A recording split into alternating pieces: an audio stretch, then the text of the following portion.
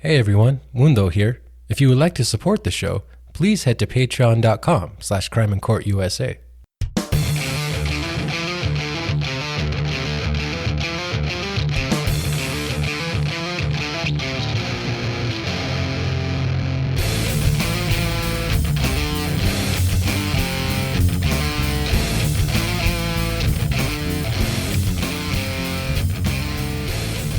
Yo, what's up everyone, and welcome to episode 33 of Crime and Court USA. This is a weekly show where I go over the biggest crime and legal news happening in the good old US of A. I'm your host, Mundo Carrillo, your boy Moondog. Recording this on December 29th, 2021. I hope you guys had a good Christmas, man. I hope you guys are doing well. I know I had a good Christmas. Saw my brothers, man. They came down from Denver. Saw some other family members. And I don't know if you know this about Hispanic people, particularly Hispanic people in northern New Mexico, but we eat a lot of spicy food during Christmas time. You know what I mean? A lot of pozole, a lot of chili, a lot of tamales, whatever else, right? So, which is delicious, by the way. Couldn't complain, but took my stomach a few days to recover. You know what I'm saying? Oh, but it was still a good time. It really was. I love Christmas. It might be my favorite holiday. I think it is, because not only is it awesome to receive gifts from your family, of course. I just like the spirit of it all. You know what I mean? Everyone kind of gets in that good mood. I hate Christmas music, but I kind of like the whole vibe it gives off. You know what I mean? The whole Christmas sweater thing. I just like it. I really like Christmas, so I enjoyed myself. I hope you guys did too. So, this week, I want to recap some of the biggest crime and legal stories that happened in 2021. But first, on Thursday, December 23rd, former Brooklyn Center, Minnesota police officer Kim Potter was found guilty of manslaughter for shooting 20-year-old Dante Wright, who was a black man, during a traffic stop in April. She will be sentenced at a later date and faces up to 15 years in prison. Now, we are still waiting on the verdicts in the Ghislaine Maxwell and Elizabeth Holmes trials. There's some interesting stuff going on for Ghislaine Maxwell. The judge has extended jury deliberation hours to 6 p.m. local time, I believe, just so they can get it over with, because there's a concern over COVID spreading in New York now. So that deliberation, all three of these trials started deliberating last Monday. So we're going on about a week and a half now. Well, kind of, because they did have a few days off for the holidays. So, and they might get another few days off for New Year's. So, yeah, I think the judge just wants them to wrap it up in Ghislaine Maxwell's trial. And Elizabeth Holmes, who knows? That's a corruption trial, or not a corruption trial, a fraud trial. And I think they just have a lot to consider. There's a lot of evidence to go over. So they just might need more time in that one. But as usual, I will keep you guys posted. Hey everyone, Future Mundo here. So as I was editing, breaking news came out that Ghislaine Maxwell was convicted of 5 of the 6 counts she faced. So she is going to be in prison for a while. We'll know more about her sentencing later. Back to the show. Bye. All right, let's get to the year that was 2021 and look back at some of the biggest crime stories. So let's start off with the riot that happened at the U.S. Capitol on January 6th. Yeah, that happened this year, believe it or not. So on January 6th, hundreds of Donald Trump supporters stormed the U.S. Capitol as Congress was finalizing the results of the 2020 presidential election, in which Joe Biden was declared the president-elect. This led to hundreds of arrests, as well as to the death of several officers and the death of a rioter who was shot by an officer. Trump and many of his supporters believed that the election was stolen and that Trump was the rightful president. That sounds like something out of Game of Thrones or some shit, right? Like, he's the rightful heir to the throne. Some people in the mob wanted to hang former Vice President Mike Pence on some crazy shit. I think they rigged up a noose and all that outside the Capitol. Man, they're crazy. I don't know if they were serious or not, but they were threatening to hang the former Vice President. People started breaking exterior windows and they started making their way inside the Capitol, and lawmakers had to be evacuated to their little caves or, wherever they go to hide, the secret tunnels. The mob made it as far as the Senate chamber and to Speaker of the House Nancy Pelosi's desk. If you remember, that guy who was sitting at Pelosi's desk with his feet up, just having a good old time, you know what I mean? Showing his face for police to track him down. I don't know, it just seems like they were having a good time in there. Kind of making it casual. But there were actual casualties during this event, as I said. Capitol Police Officer Michael Byrd shot and killed 35-year-old Ashley Babbitt as she and several others were trying to break through a door deep inside the building. No charges were ever filed against Byrd, and he was cleared of any wrongdoing. According to an article from the New York Times, about 140 officers from the Capitol Police and D.C. Metro Police departments were injured that day. They ranged from cuts and bruises to concussions and fractured ribs, and even a heart attack. One officer died on January 7th, the following day, after being sprayed in the face with the chemical agent during the attack, and 2 other officers died by suicide. People started getting arrested through the use of social media. Of course, a lot of people took videos and photos of themselves at that riot and posted them online. That actually included County Commissioner Coy Griffin from New Mexico, who I actually got to write about because I was still at the Albuquerque Journal at the time. He posted a bunch of videos of himself. In fact, he had a videographer go with him to this to film him on the steps of the Capitol. And of course, when charging Commissioner Griffin, they used that video evidence against him. So, you guys, I am not a lawyer, and you should not take any kind of legal advice from me whatsoever. But I should advise you to not take photos or film yourself committing a crime, man, and put it on social media, man. Come on. But don't listen to me. Anyways, there are still legislative hearings on the matter. Criminal cases are still running through the federal court system. Yeah, it's a lot to handle, man. It's a lot. This is a big prosecution. And many people involved in the riot were current and former members of law enforcement and the military. So just recently, the Pentagon passed new rules to limit extremism in its ranks. And as I said, there's just a lot to unpack with this story here. I could do a whole nother weekly podcast on just all the developments that come out week after week. But that's pretty much the gist of it. I remember watching this. I remember being at home and watching this unfold on TV, and I just couldn't believe it was happening. Like, what am I watching here? It seemed at the time like an act of war or something. I know that's extreme now, but like it wasn't the case at all. It was just a riot that got out of hand. But when you're watching it live, it's like, what the hell? Like, people are storming the U.S. Capitol. This is the center of our government here in the United States, and they're just walking right in. Just walking right up to the Senate chamber, right up to Speaker Pelosi's desk. It was crazy to watch. It's probably one of the craziest things I've ever seen live. Maybe the craziest thing outside of the September 11th attacks that I've seen on TV. All right, let's move on to April, when former Minneapolis police officer Derek Chauvin was found guilty of murdering George Floyd, a black man, in May of 2020. Video of the incident was captured by a 17-year-old girl and shows Chauvin kneeling on Floyd's neck for over 9 minutes. The jury came to the verdicts after about 10 hours of deliberation, which to me is relatively quick.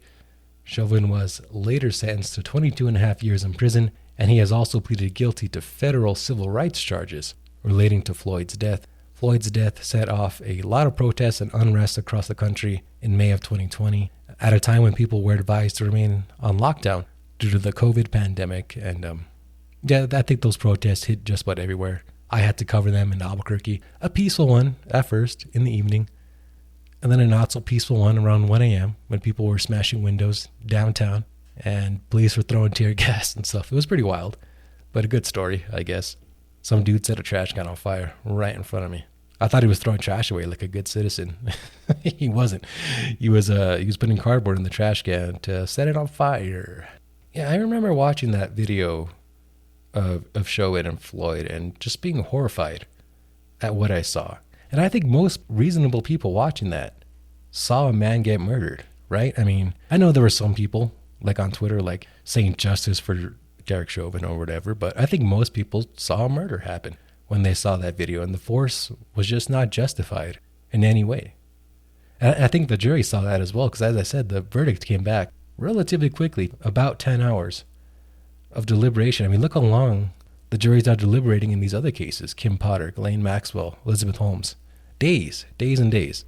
And with this one, they pretty much came back the next day and were guilty on all counts. And they got to go through, by the way, on every single count and discuss it piece by piece. So to go through all the counts he faced and to come back with guilty verdicts within 10 hours, I think they were pretty convinced of what they saw during the trial.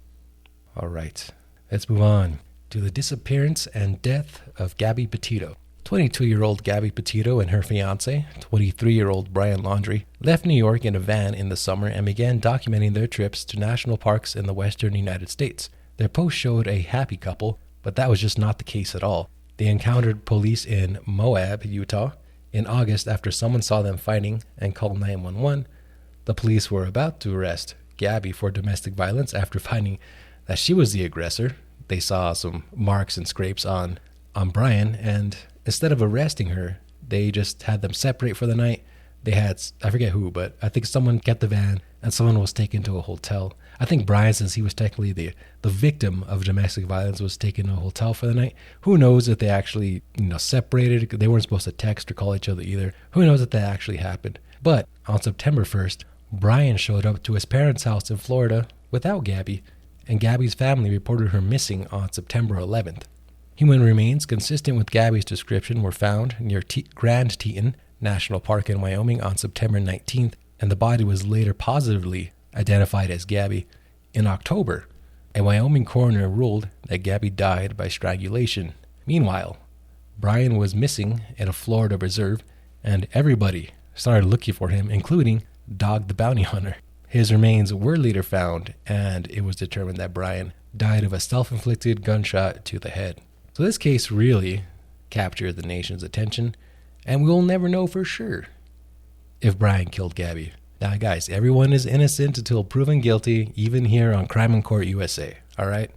But, yeah, the evidence does seem pretty strong. It's like the OJ situation. It's like, okay, he was acquitted, but we all know what happened there.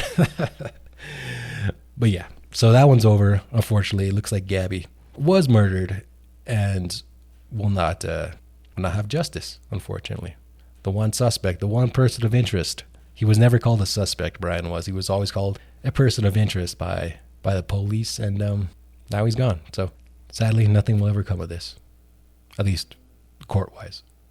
Also in September, R&B singer R. Kelly was found guilty of several counts of sex trafficking and racketeering for essentially running a sex trafficking ring that included several teenage girls. Kelly was also convicted of bribing a government official so he could marry singer Aaliyah when she was only 15 and he was 27, and he now faces life in prison. Several victims testified that Kelly would enforce strict rules on them and force them to have sex with other men. They were also subject to bizarre punishments for breaking those rules. One of the victims testified that she was forced to smear feces all over herself for breaking those rules. Just bizarre, pretty much disturbing stuff. And this trial just revealed just the bizarre details about how he lived. I mean, there wasn't just the victims who testified. There were other people who worked for him and were around him who testified. And they just painted a bizarre picture, man, about how this dude lived. I don't have much more to say about this. He has been accused of this before, throughout the years. He did face a trial but was acquitted in the past. Comedians have made jokes about it. You know how it is. And I suppose it's time he got his comeuppance, finally. All right, let's move on to October, when actor Alec Baldwin shot and killed cinematographer Helena Hutchins on the set of Rust outside of Santa Fe, New Mexico. The Santa Fe County Sheriff's Office and the Santa Fe District Attorney are still investigating the case and have not ruled out any criminal charges, and civil lawsuits have already been filed in this shooting. According to investigative documents, Hannah Gutierrez Reed, the 24-year-old armorer on the set, loaded a bunch of guns and put them on a cart. Assistant Director Dave Halls then grabbed one of the pistols and handed it to Baldwin, yelling "cold gun," which means the gun doesn't have any live rounds. Baldwin was practicing pulling the gun from its holster when it fired a round into Hutchins' chest. She was airlifted to a hospital in Albuquerque and later died. Director Joel Souza was hit in the shoulder and was treated at a hospital in Santa Fe. Now, Baldwin, he later told George Stephanopoulos in an interview with ABC News that he did not pull the trigger.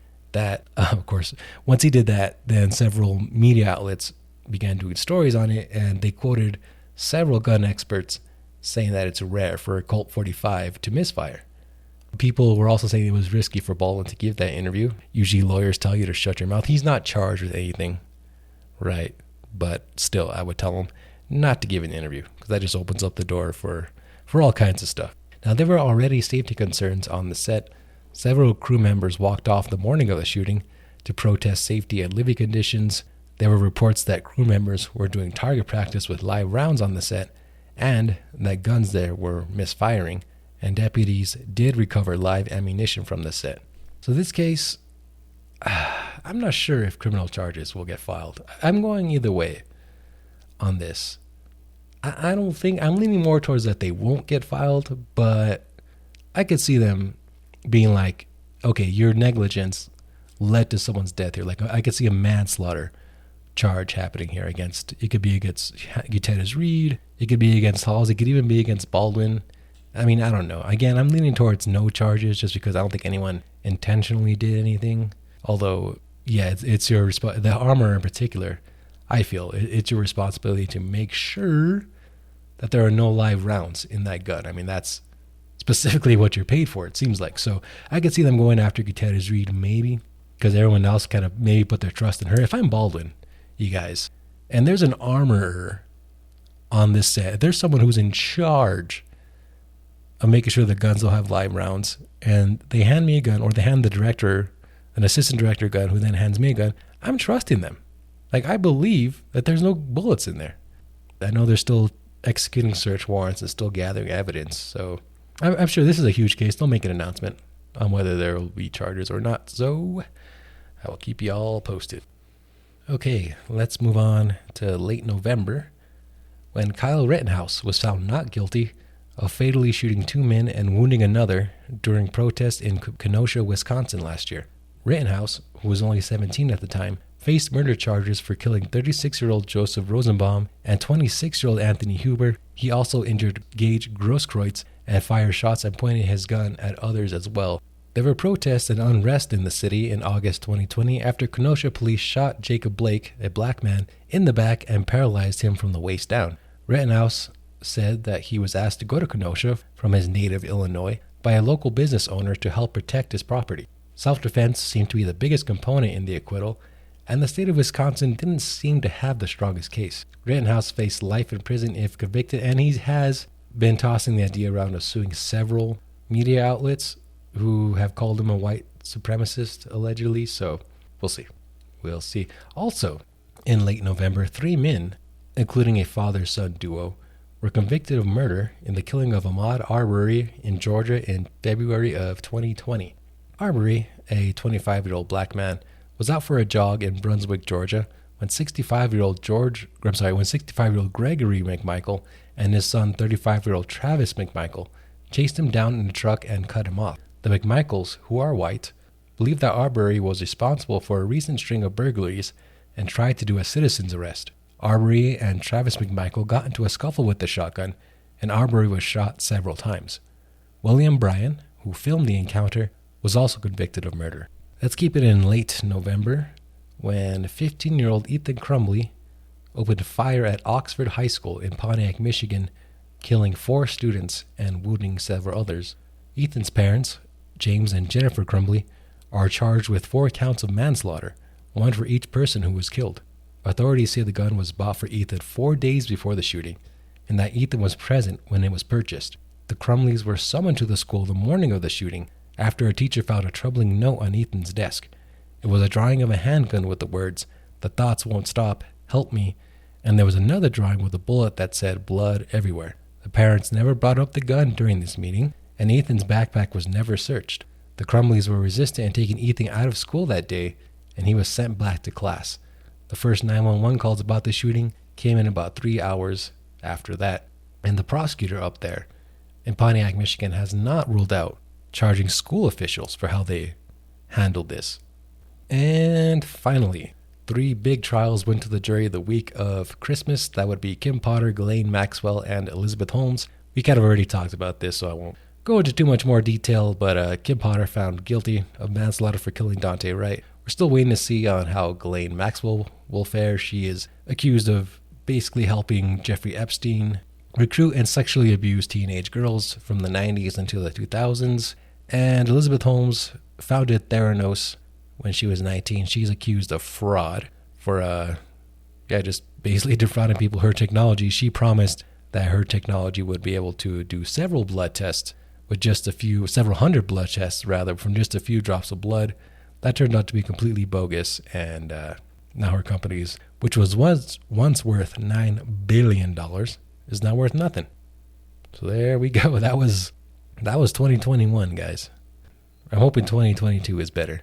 Now, 2021, it may have been a crazy year for crime and the legal system, as well as for the world in general, but it was also pretty crazy for me personally. I quit my job back in February because I wanted to change. I still want to stay in journalism, or have a journalism adjacent job. I don't know what this is. I don't think this is really journalism, but journalism adjacent, I'll call it. I just wanted out of the newspaper business. I wanted something new. I wanted to podcast. I wanted to create YouTube videos, digital content. So I quit. And what's funny is I actually originally wanted to start a podcast about music. Now, if you guys really know me, you know that I love music more than anything else in the world, right? So that's what I wanted to do. I just wanted to leave the news business altogether and just talk about music, man. And I was having lunch on my very last day of work at the Journal. This is late February. I was having lunch with my editor at the time, and I was telling him like, yeah, I think I'm done with news, man. Like I don't really want to get back into murder and mayhem and that kind of stuff. I'm burnt out on it. And he was like, don't say that. You might get back into news someday. And I was like, sure, you don't know what you're talking about, man. You have no idea. I'll never get back into news. And sure enough, it took like a month for me to flip on that and start developing a news podcast. And so I started publishing this podcast in April, in about mid-April. And in late May, on May 24th, I went to the hospital. As you guys may know, I did a podcast about this. I had a brain bleed, and I was on my ass. I lost part of my vision for a little while. And that put me on my ass for about 2.5 months, and I didn't put out any content. I really didn't get out of the house, just trying to recover from that. I didn't know if I was going to be able to work again or what. My life was very uncertain, and I just went through a lot mentally. But I made a full recovery, which surprised the eye doctor. I got my vision back. We still have some things to work out. Brain surgery might still be on the table. I'll have to figure that out later in January. But no, I feel good. And I'm excited about the future of this show. Very excited. I have some new announcements coming soon as well. So stay tuned for that. There's some new content coming your way. But more about that later. Anyhow, that's all for this week, guys. And that's all for this year, I guess. Please be safe and responsible on New Year's Eve. Please be good to each other. Don't make bad decisions. Share this podcast with your friends. Share it with your enemies. Share it with your comrades. Help me spread the word of Crime in Court USA, you guys. All right, folks. Until next year, my name is Mundo, and I'm out. Peace.